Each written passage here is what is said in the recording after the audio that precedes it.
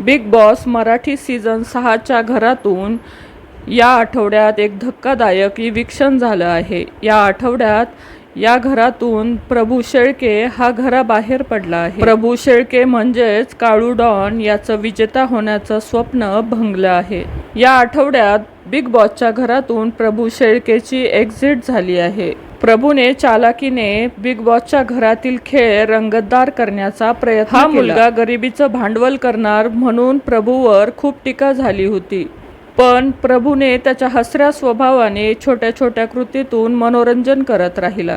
त्याचमुळे अनेकांना असं वाटू लागलं की प्रभू हाच या शोचा विजेता होणार आहे। पण प्रभूचा बिग बॉसच्या घरातील प्रवास आता संपला आहे, कारण प्रभू शेळकेची बिग बॉसच्या घरातून आता एक्झिट झाली आहे।